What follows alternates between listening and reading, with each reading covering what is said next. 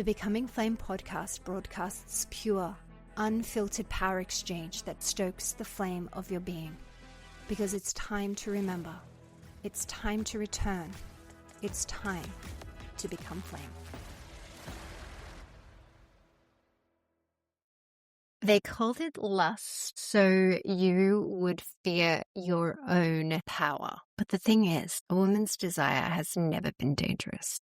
A woman's lust has never been dangerous. A woman's sexuality, her eros, her body, her life force, these things are not dangerous unless you are a controlling entity that wishes to control, oppress, diminish, and ultimately eradicate women. Then it's extremely dangerous. Yes, today we are talking about one of the 7 deadly sins, lust. I love this topic. I love taking things from religion, patriarchy, culture, and finding the power of them, finding exactly what it is that they're so afraid of.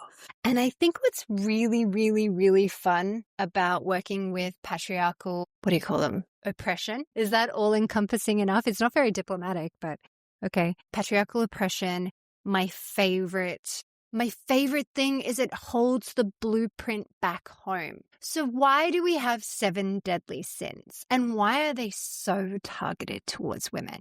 Let's think about it. You have lust, wrath, greed, envy, pride, gluttony, and sloth. Okay, so let's rename them. First of all, they're not the 7 deadly sins. They're the 7 holy embodiments of the feminine to come into her power. I'm going to repeat that because especially if you grew up in the church, or especially if you are not necessarily questioning every aspect of the Bible or every aspect of a patriarchal system, like the patriarchy in general is a concept that's like not that great. Okay, fine. But what about if patriarchy is actually the system that has been so specifically and systemically designed to cut a woman off from her power, from her life force capacity to create the earth in harmonic resonance to the earth and to nature, that she is innately biologically wired to do? What if that were patriarchy? Let's just go off on a tangent and see what that would look like. Then you would need to create a doctrine for women to believe you and to feel so much shame, so much guilt, so much fear around where her power lies. And what I love about the 7 deadly sins is it literally shows you exactly where that is. I love it. And when I really tapped into this gold and I was like, oh my gosh, this is the blueprint for women to live an unleashed, unbridled, completely alchemically powerful life as a creatrix goddess on this planet. It was like, oh my God, the church is so brilliant. It's so brilliant. They knew exactly what they were doing, and you can't help but applaud them for leaving the exact breadcrumbs that we all need to follow. So first of all, let's go into lust because I started with it. I mean, lust is everything, right? They call it lust because they want you to trivialize it. They want you to never dig deep or scratch. Like if they called it the primordial power of all creation, you might be like, that doesn't sound bad. So they minimized it and they called it lust. And then what did they do? They told you that your virginity was important and that you needed to savor it. They told you that sex is bad. They told you that sex before marriage will ruin a woman. And so she became so fearful of sex, of eros, of desire, of passion, of her entire creation center. Women have been told to be highly fearful and highly suspicious of masturbation, of pleasure, of sensuality, of sexuality, and of their eros. Yeah. Because it's dangerous. It's dangerous to a system of oppression. It's dangerous to a system of control. Okay, so let's get into it. What is lust? What is living a lustful, pleasurable life? So one of my favorite things, and we sort of already touched on this in a previous episode, desire. It's my favorite topic in the world because it's the topic of lust, this as a seven deadly sin, right? If you are told that desire is evil, that, any woman who is desirous, who is a slut, all these really big words that we have to describe a woman's behavior around sexuality. We don't have specific gendered words for men's behavior around sexuality. So that's always super fun to realize. And it's literally no discredit to men that they don't have this entire system designed to oppress them. Like, they have gifts and talents as well. But isn't that so powerful to think about? I love it. It gets me so high to think about the fact that for 5,000 years, an entire organization around the world has met very frequently with great ideas to suppress and reduce and dim women's life force creation capacity, because it is so powerful. It is so dangerous to their control and their manipulation and their authority that they have to come up with extremely sophisticated, usually not sophisticated, it's very easy to see through it once you have sophisticated, in inverted commas, systems to suppress the feminine eros. And that makes me so excited, because once you understand us as a female species have absolutely no barrier between us right now today, where we are, and the woman who is completely and 100% embodied in her erotic sensuality, in her erotic sexuality, in the control and guidance of her life force energy, she can create anything. And if she bands together with an army of women who are doing this, and all it takes is a set of simple practices and time and just connection to self, and you can learn this and you can remember this and your body will teach you. You know how they always go on about how great it is that AI will teach you how to, use it, that it's like this consciousness and it communicates back to you, but it's not a consciousness. It's a program. It's a computer. The consciousness that we should all actually be so excited about, because it will teach us everything, but with an actual consciousness behind it, with an actual intelligence behind it. In fact, with all the intelligence of the entire universe and all that ever was behind it, is our eros. And this is what's so exciting about lust. It's so exciting because behind it is this entire body of intelligence. So let's sort of like get into it. Lust is not dangerous, not to you, to the patriarchy, to control systems. 100% it's dangerous. Like, let's distinguish that. But now I'm talking to you. I'm not talking about the patriarchy anymore. So lust is your direction, your sensuality, your sexuality, your life force energy, your erotic nature. It is the map of the world, of your personal forward path, the purpose that you are here. You are going to have so much desire for that. And your desires aren't yours, right? They come from your blueprint. They come from your being. They come from whatever it is that you were incarnated to bring to life. And isn't that just like the most beautiful, synchronous, and I think delicately opulent blueprint, that if you followed the desire of your life, if you followed what you lusted after, what was pleasurable to you, what was lighting you up and turning you on and powering you. One of the favorite things that I take from Mama Gina's work is her GPS, the great pussy. What is it? What's the S? Whatever. It's the GPS of the pussy, right? And it's like that signaling. Maybe S is signaling. I'm just going to say great pussy signal. It's the body signaling aliveness. It's like, yes, follow that. Yes, that turns me on. It's your compatibility to your life print. It's showing you exactly where to go. And I think that, don't get me wrong, I am 100% in love with shadow work, and I think that we need to do it. But I don't think that our entire life needs to be shadow work and healing, because that is a perpetual and never-ending. If I only search for what is wrong with me, if I only connect to what is unhealed within me, that is wrong with me, that is out of alignment with somebody else's version of who I should be, then I am only ever in a loop of healing. What I have found in terms of working with lust, everything that comes under the umbrella of lust, which is really pleasure, which is really your erotic desire, then you have this natural capability to synchronize with your version of the world, and those doors open, those breadcrumbs get laid, they become really illuminated. People walk onto your path and signpost you or give you the next answer. And that pleasure and that joy is really optimal for shifting you into this catapulted way of catalyzing change. I don't think it's as powerful and it's as open and it's as free if you don't do it from emerging from shadow work, because you don't want to be chasing false joy.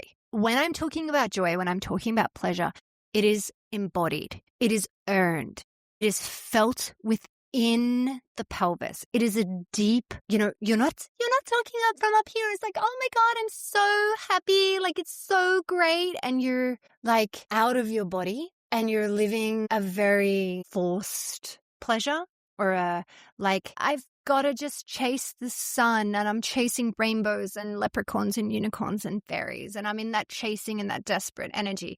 That's very different to what I'm talking about. I'm talking about a very womanly embodied, birthed joy, where it comes from inside of you, where it comes from that alchemization of the karmic work. And, if you're listening to this podcast and you happen to be of a generation that might be similar or somewhat akin to mine, this generation of women that we're in has come to alchemize. We are the generation of women that are saying no. And there's a lot of that which is not pleasurable. There's a lot of that endures enormous pain to turn around and face the demons that have been chasing your lineage, that have been chasing your family line. And instead of succumbing to them and trying to force a pleasure and a joy when you're actually trapped within a lot of demons or a lot of patterns or a lot of falsities that don't allow for true, pure, unbridled joy in an unconditional love.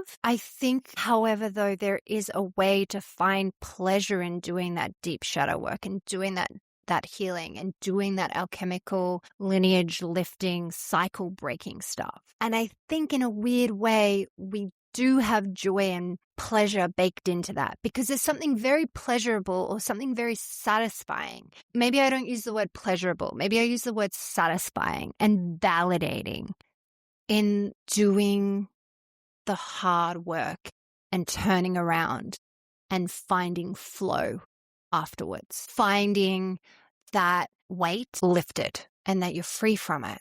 And so it's like, we're not seeking joy in every moment of every day. That's false. And that's not even a requirement. What it is, though, in the same way that you need to feel the wrath and the anger and the injustice and the incompetence of so much of this world, and the importance of feeling those emotions, and the importance of going into your darkness, into that shadow, and having the bravery and feeling the courage and feeling all the things. Just in that same way, if you don't open yourself up to true pleasure, not a superficial pleasure, you will be unable to tap into what is the fullness of your life creative expression.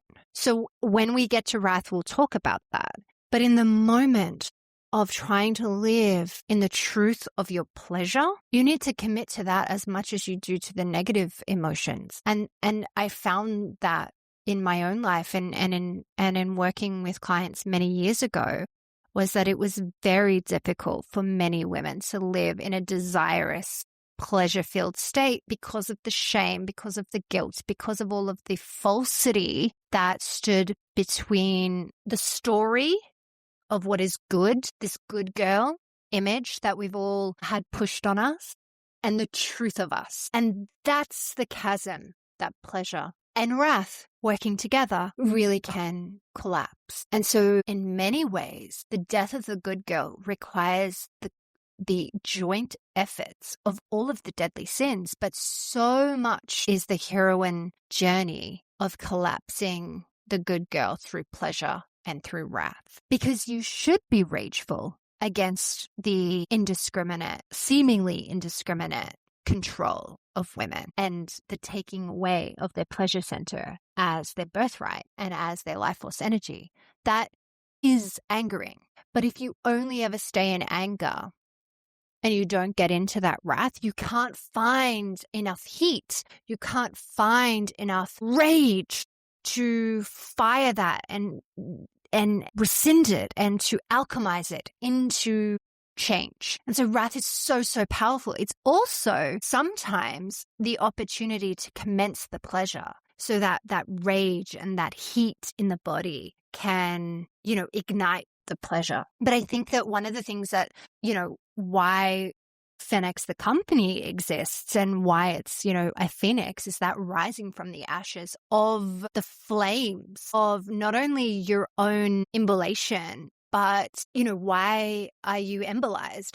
Is it from wrath? Is it from pure pleasure? Is it from going through the shit of your world and coming out the other side? That's what all of the true heroine's journey is. Very, very different to a hero's journey. All, due respect to Campbell and his own journey that was written for heroes. A woman's journey is slower. It goes deeper, is felt. And the wrath is really, really important to that. But so is lust and everything that comes under lust.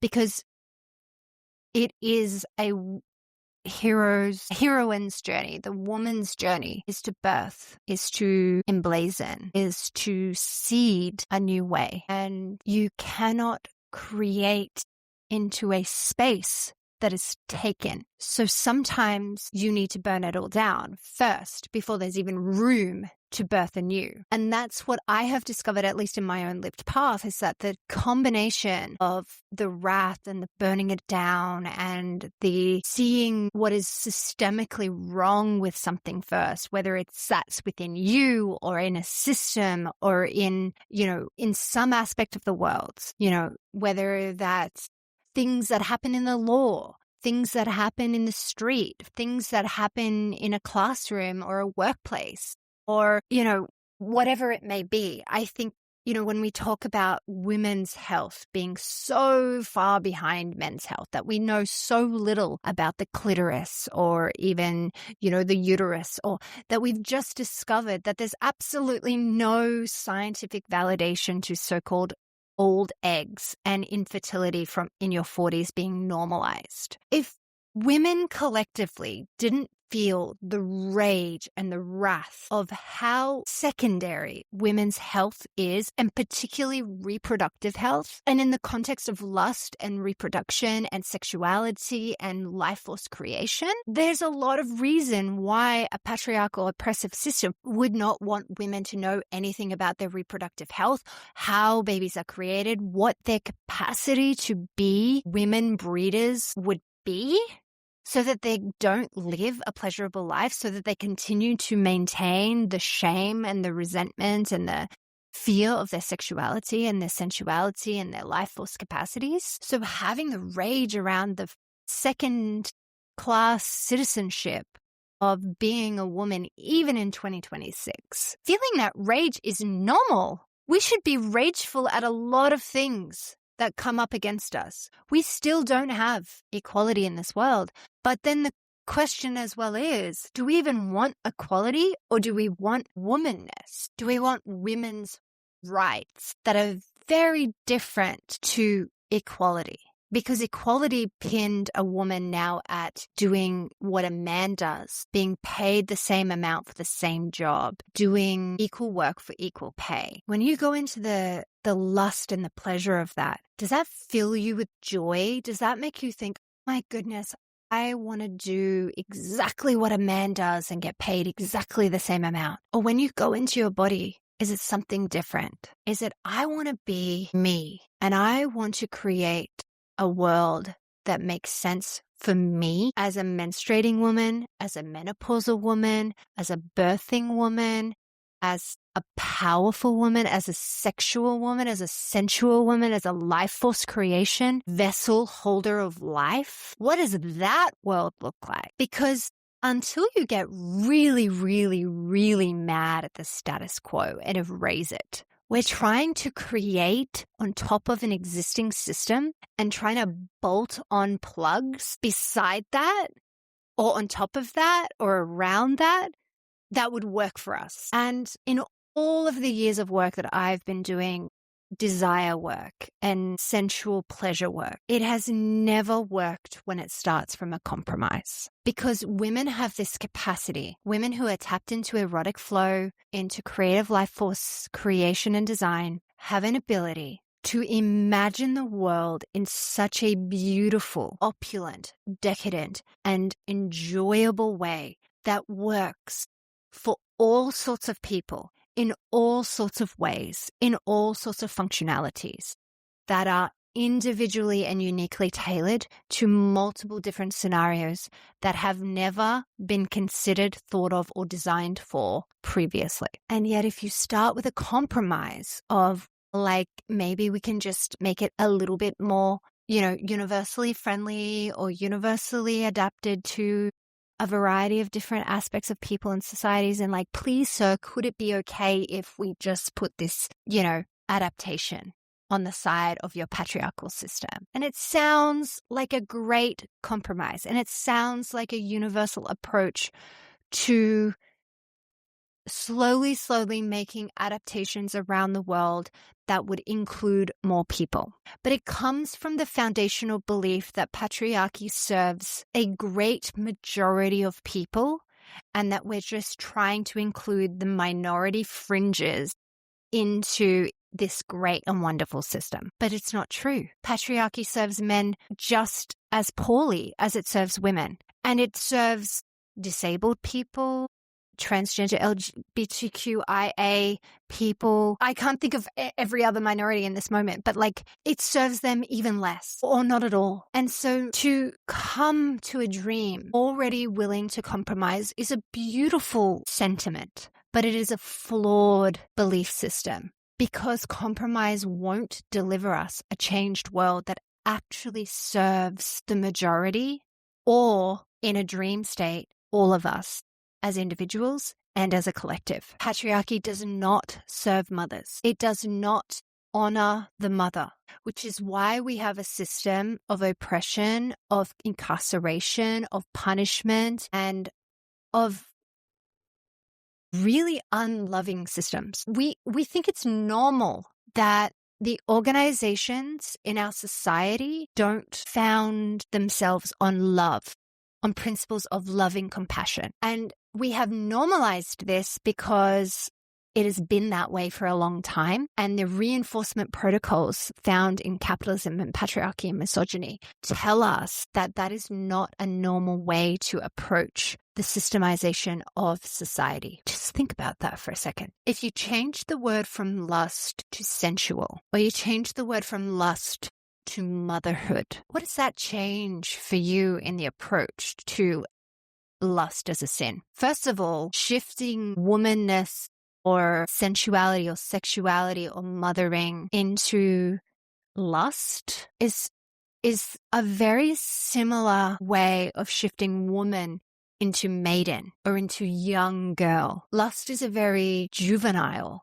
and undeveloped state of being. Lust is inherently innocent. To lust after something doesn't necessarily imply action thereafter. To be in lust is just to occupy yourself with frivolity. Lust is actually the exact replication of the problems that we have in the relational dynamics between men and women in heteronormative couples, where majority of men have been educated to lust after young women in frivolity, in lack of responsibility and accountability, in short and ever untrustworthy and disloyal relational dynamics. And we as a society have collectively bought in or fail to accurately challenge the role of the young maiden as superior to the mother or the crone. And so we have a society that teaches us not to lust while teaching us that lust is all there is. Because even the reduction of a woman's sexuality as danger and as sinful and as powerful from the erotic intelligence that it is to create life and all things on this planet down into the incredibly superficial word of lust is the patriarchy working at two levels. That's the religious dogma working at multiple levels. Because first they are discrediting the feminine creator by not even naming what it is and taking it into its most primitive, most frivolous, most trivial form, and then making that sin. And so this stuff is so endemic. It is so subliminal, and it works at a subconscious level that not only have you already reduced your sexuality and the fullness of that intelligence down into just lusting and frivolity and trivial, but you've also allowed men to only see you as a lustful item, object, possession, and that the maiden is the only one that can be lustful. And then once after she's married, lust is no longer an important aspect of a woman's life and development because lust is boring. It's one-dimensional. It's so trivial. But erotic intelligence is feminine intuition. It's feminine creation. So the shadow side is definitely, performing that pornified, lustful, surface level frivolity. And part of why we have this huge porn culture is that when you've made lust the sin and lust the object of our requirements and desires to indulge in, as opposed to the sexual and erotic intelligence of the life force energy that creates a planet, men aren't even seeking that out. Women aren't seeking that out because it's been erased from public conscious awareness. And so this looping that we're in around lusting and around the superficiality of that lust, which is showing up in porn, showing up in OnlyFans, showing up even in the way that women and men have sex with a woman, where clitoral, surface-based, easy orgasms, happen in 1 to 2 minutes and you're done and you've got your, easy satisfaction, where you don't know the power of what happens when a woman taps into, lives from, and creates from her sexual creation energy. It is so powerful what the patriarchy have done and what the church has done in terms of creating a sin around lust, because it's done half the work for you before you've even done any investigation. And it's set up the dynamics of this 2026 so perfectly, because the sovereign woman has erotic coherence. She uses desire as navigation, eros as her truth signal, as her map, as her blueprint. It is the way that she unlocks her pelvis and her womb and her creation center, and she lowers her center of gravity from her head, not to her heart, but to her pelvis, to her womb, where she lives in a place of creation, where she births her reality, where she births exactly what it is that she is here to birth. And so it makes sense, right, that wrath would come in and around that, because we are so far placed from our eternal truth mechanisms, because the truth lives in the body. And if you have already been told not only to fear lust, which, by the way, most of what you'll feel in lust is very superficial, surface level. It's not deep within to the body. It's not desire or longing or love or, any of this erotic connection that deepens your access to portals or to universal creation mechanisms or technology systems that have existed for, thousands of years and have been written down in ancient books about how to access this and how to optimize this. It's not looking at the mechanisms for creation as science and as eros and as eroticism as a technology. No. And so that should be extremely angering. That should be extremely rageful. If you are a woman on this planet at this moment and you are listening to this podcast, you know that your life's work is literally revolution. And if you have gone through deep sickness or rupture or some major trauma in your life, you know that repressed rage causes autoimmune issues. You know that it causes sickness. You know that repressed rage is so dangerous. But you also know that rage felt is sacred. There's anger circles you and loops you in the protest of what is. It doesn't change anything. It doesn't alchemize anything. It doesn't have heat. It doesn't have power. It has victimness and sabotage and sadness and hopelessness. And you can't change anything from hopelessness. And you can't create from hopelessness because seeds don't take form. Hope is one of the most fundamental, rich environments for a baby to be born in because you dream a life for them. You see a future for them. Right? And the same way that you see that for any of your dreams or your creations or your ideas. So owned rage, sacred rage, becomes the erasure of the old. It becomes boundaries around truth, around justice. It becomes a dreamscape for what could be. And as you come into the rage and the wrath of what has been, you see and come into connection with what should be or could be or must be. And you use your pleasure center, your erotic intelligence, your sacred life-giving force energy into that, which is encoded somatically into your body. You're bringing that desire through. Maybe it's being tapped into via the rage initially, but as soon as you come into the dreamscape, into the reality of what you are dreaming into being, that rage dissipates and it brings you into a place of opportunity, of existence, of love, of excitement, and of joy and of pleasure. And maybe the boundary is held in the rage so that you can create a womb-like structure for your creation, but that somatic tapping into what could be and the desire that is held deeply within your own body technology is very powerful alchemical process of sexual alchemy. And yet, if you only remain in your shadow around wrath and it only ever comes into anger state, then you're going to be reactive and explosive. You're going to hijack yourself emotionally. You're going to loop into protests. You're going to be eternally complaining about what is. And you're never going to be alchemizing into what could be. So a clean, sovereign, wrathful woman creates clean fire. She's catalytic. She's directional. She's evolutionary. She's revolutionary. She channels that rage into change. She alchemizes pain into power, trauma into trellises. You know, she's building, she's creating. She's not sitting around wallowing. So what I have come to understand and really love about these two particular deadly sins or whatever they say, ungodly sins, is that they are the most embodied form of a feminist alchemist that I have personally encountered.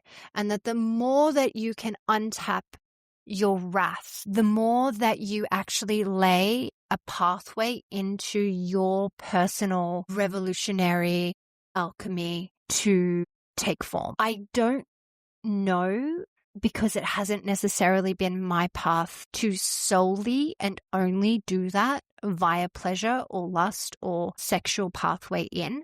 I am sure that that is possible for certain people. It has not been my pathway. I have had an extremely karmic life of ending cycles, of breaking intergenerational patterns, of breaking collective patterns, of really burning down the whole goddamn building and building on that rubble, something far better and embodied and something that actually is available to all people to access for their own self, as well as for me and my lineage. And so my personal path has been extremely centered around the concept of the wrath and the pleasure working together, and this yin and yang, and this opportunity to sovereignly reframe the things that they have told you to be most fearful of.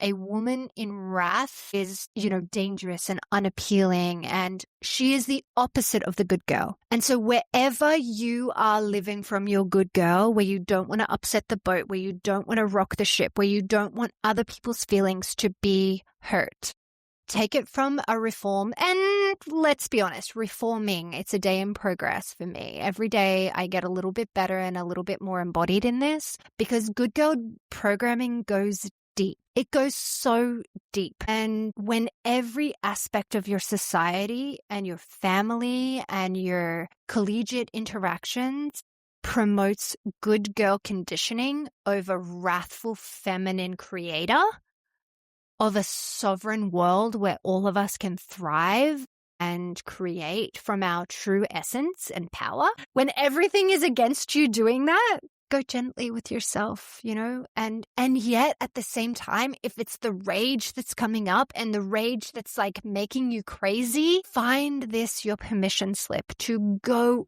into it, to claim it, to see the power in that. Because I don't think that there are many avenues in this world where women are given true and complete permission to not only feel angry, to feel rageful, to want to break down an entire fucking system that was built against them, to control them, to manipulate them. My question back to you is, why on earth would you be so compliant with that? Why would you be complicit with that? Why would you say, yes, sir, thank you, sir, of course, sir? And of course, this goes beyond just making money for yourself. This goes beyond accumulating assets, doing the same job as him for the same pay.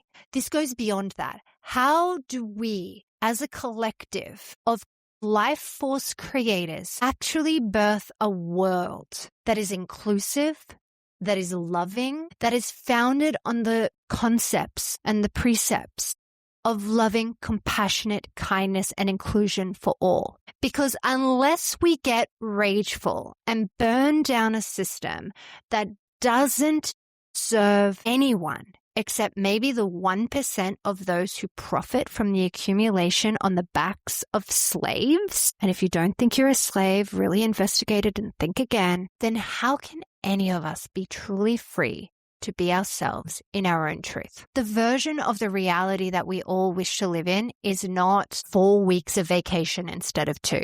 It's not $100,000 instead of 60. It's not 4-day weekend instead of 2. It's not seeing our kids from 3 p.m. instead of 5 p.m. It can't be. It cannot be slight modification of a complete slavery system. And most importantly, what you need to know about how powerful you are and about how the sentiment of women's rage is being felt across the world. Look what's happening in governmental and institutions in response or in preempting this. Everything's becoming more about surveillance, more about ensuring that people cannot leave this system. And if they do, to make it incredibly difficult for them to thrive outside of it. There's been no better time than now to burn down the system that does not serve a single one of us. We do not need to protect elites that are slave owners and slave drivers. We need women to step into their erotic intelligence, their life force energy of creation and abundance, to use their erotic intelligence to not only evolve the world, but revolve it away from systems of oppression. This instinct is coded, programmed in your biology, in your nervous system, in your erotic intelligence. You need to let go of the good girl and the version of the story that has been told to you that these are sins, that these are things you should never become, never tap into, and instead see them as the most intelligent embodiment of your own becoming, of your own ability to break free,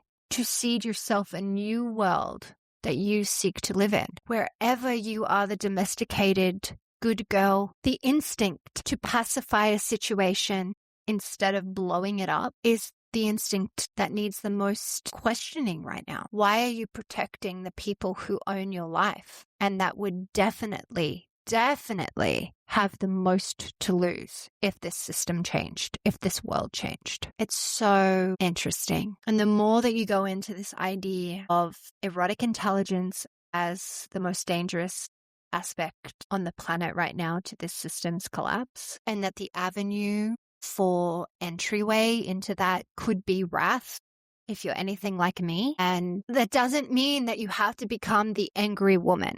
In fact, you can live as the most embodied, pleasurable, joyful, stimulating, interesting, delightful, easygoing, beautiful woman on the planet. But that when you feel the rage of the earth herself raging against these systems of oppression, whereby humanity is living out of harmony with the earth, where we are destroying her, where we are destroying ourselves in the process, where we have actually collectively accepted that others, that a very small percentage of companies with no accountability to us, with no responsibility to us, control our food, control our soil, control our livelihoods, control everything about our health and wellness. And that as a population, we have never been sicker as a result, where we are forced to be caged in our homes like animals, arrested or fined or killed. People are very shocked to know how many people were incarcerated and or euthanized during COVID, where the introduction of digital ID will actually now create not only a physical, but a digital and a virtual prison for you to live in if you are not compliant with a so-called social hierarchy of standards that is enforced on you, where democracy will be gone in an instant, where you can be cut out of your bank accounts. Okay, these might be all conspiracy theories, but do you want to test it or do you want to create a new world? Are those things that are worthy to be angry at? Because anger is not enough for me. That's a rageful situation where you actually are looking down an opportunity to lose complete control and sovereignty of your life, where you will have no say in anything at all. Is that not rageful? And is part of the issue of why the rage isn't arising for you is that it's so much easier to avoid it? It's so much easier to believe that someone else will come to the call? Then what are you here for? What is the issue that will motivate you into action, into loving kindness, compassion, to change and alchemize something that is important to you, to your children, to your parents, to your family, to your community? This is all food for thought, fodder for your brain. What you do with it next is up to you, and there's no requirement for change if it's not there. But if it's there, I really hope that this has opened an aspect of your body technology system, your erotic intelligence, that may value a new perspective and a new way of approaching change, motivation, or agency. Have a wonderful day. And if you are to get wrathful, find the pleasure in the erotic intelligence to birth anew.